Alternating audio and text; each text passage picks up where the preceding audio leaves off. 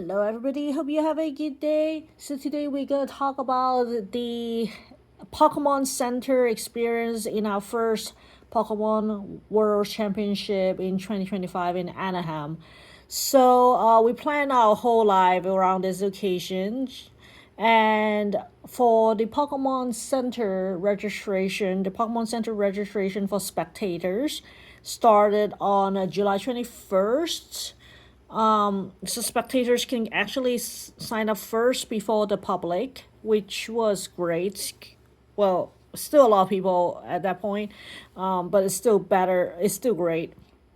So the Pokemon Center actually opened 2 days before the actual championship. So the championship was like 15th to 17th, but actually Pokemon Center is open on 13th to 17th. So it's not like it opens longer and before the actual event, which was interesting because I didn't know that. If I knew, I'd probably fly in earlier and get it out of the way so then I have actually more time for the championship myself. But newbie didn't know, so I know, and now you guys know too. So I signed up for it, and we don't know how it works. We're confused. We're like, is that another lottery, or is it like once you sign in, you get it? Because it just says this time you can pick, and then it's almost looks like you get it, but it sounds like too good to be true. At that point, you got scared. So what we did is between me and my husband, we both signed up a slot for two guests. So basically, me with him. We figure if we got picked one of the two slots, at least we can get it, get more chances. So I signed up mine on the first day of the opening, which is like on the 14th, and he signed up the 15th. We both signed up in the morning. Like, I think one of ours is like 10:15 or whatever, and then the other person is like 9:45. It's basically about the same time. It's like same window ish, like morning basically. And we didn't know what to expect. And the day before we flew in, which is like 13th when the Pokemon Center opens, we saw like the social media about how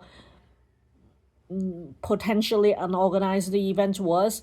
And I got scared because I was like, if there's a stampede, I want to go to the Pokemon Center myself, but if there's a stampede or anything remotely close to that, I'm not going in there. Basically, that's what I told my husband.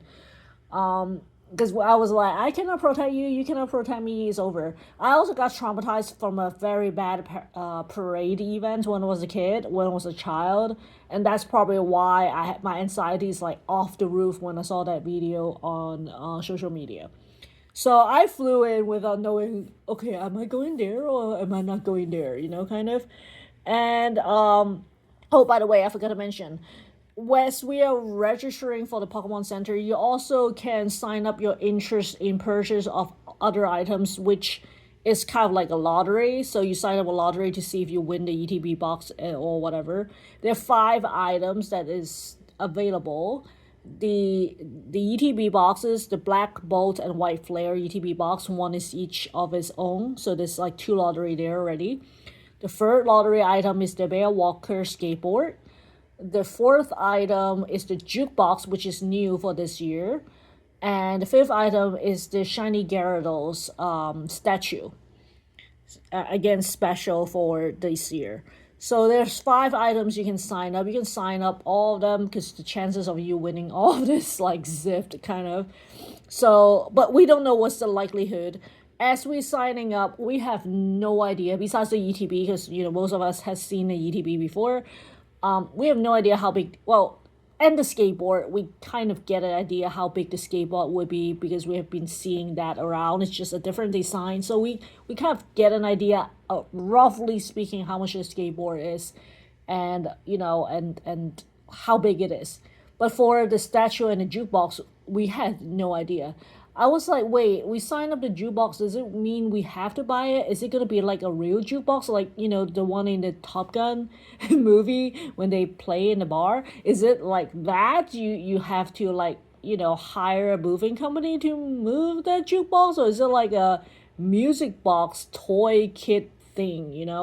It is a huge difference. Like, what is the size of jukebox? We had no idea, but then we're like, okay, just sign up first. It's not like we're gonna win. And same thing for the statue. We just sign up first. I was like, is it kind of? It probably most likely like a Funko Pop, like maybe at most the large size Funko Pop size, kind of. That's our guess. Again, it's a guess, right?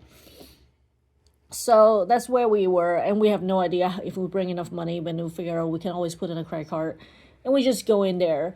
And if you win the lottery, you have to pick up the same day as your appointments, kind of, because you have to be able to go into the center to pick it up. It's not like you have a pickup window for the pass. You just go and pick it up. It doesn't work like that. It's not like you go in to see a Broadway show and you pick up the tickets on the window. It's not like that. You have to have the reservations for the Pokemon Center in order to go in to pick up. And in the first place, you wouldn't even be joining the lottery if you didn't have a reservations with the Pokemon Center. So I guess kind of makes sense, not really, but kind of makes sense in that sense, because they want to make sure like you double, like your entry is like linked to each other. So that's what happened. Again, the uncertainty is like for real. And the day when we arrived at night, like kind of like afternoon, And the first thing we did before we pick up even our pass was to go to Pokemon Center to see what it's like, because we are like, I'm not sure if I go in there the next morning after the opening ceremony if it like real bad. And I was like people watching, and then I figure out I pick a lady in the crowd that had a bag from Pokemon Center, so it looks like she just went in and purchased and came out, type. And I asked her, and she was very nice. She was actually with the gentleman who happened to be a competitor at that, in the game. And I was like, okay, can you share with me how long it took you to wait in there? And is it bad? Like, kind of. We already knew it was bad, as in from the outside it looks bad, but I don't know what's the inside like. Is it like mountain people see? Joking. We have no idea. And they told us it was around 5, almost 6 p.m. at that point. Their appointment was 2, so it took them 3-4 hours. So it's not exactly the 5 hours on day one that people put in social media, but it's 3-4 hours. And because he was he was a competitor, and he basically assured us it's gonna be only better after tomorrow and onwards, because what happened is all the players, all the competitors will not be in the Pokemon Center. They will be competing. They will be out there in the field. They will not have time to go to Pokemon Center. So the crowd is a different population. So it should not be as crowded. The line should improve, if anything. But do prepare at least 1 to 2 hours, as in that's how long it takes to get in. In addition, don't, like, we already kind of went through online. It's like, yeah, there is a bag checklist. So it's kind of like Disney. Before you go to Disneyland, they're going to check your bags to make sure you didn't bring any weapons or whatever, dangerous items into the Pokemon Center. So it makes sense to not carry anything, basically, unless you really wanted to. Just go in light, and just go and prepare to wait for a while. Like, bring your food, bring your water if you're like, like lack of sugar or whatever.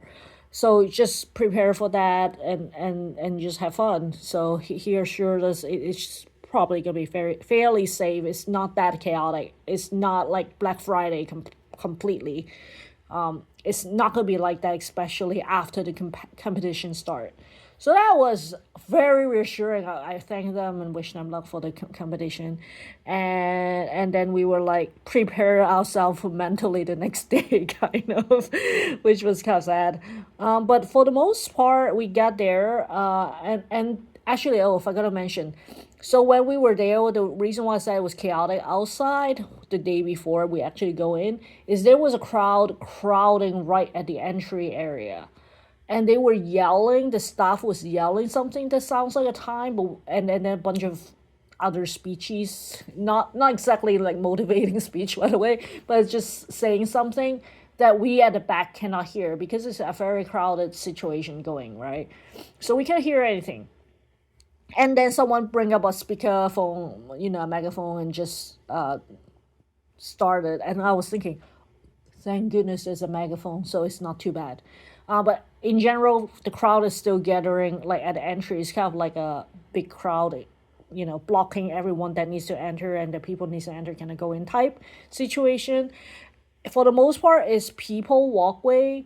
Is for human, like it's for people. It's not a driving way, unless there's two factors that change that.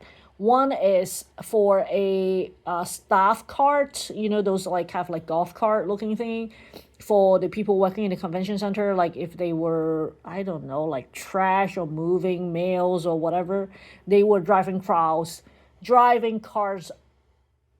in the crowd where they are. Well, not like driving into, but like, towards sharing that road. I should put it this way. They're sharing that road. Also, at the end of the things, because the Pokemon Center is actually at the end of the convention center. Like if you think of it like a long chocolate bar, the Pokemon Center is like, bar one is like all the way at the end. After that is already a parking structure or whatever. That's where the road is. So if you have a really big crowd and people don't know what they're doing, they're all the way on the other side, they're in trouble because that's where the cars are. Like that's real cars. That's not the little staff golf cart. It's a bigger item that we're talking about. So that's that. So that's basically our preparation, and I'm already 11 minutes in, so I'm going to do part 2 of Pokemon Center to tell you how it was when I'm entering. And stay tuned for the next one. Until next time, have a good one, guys. Bye!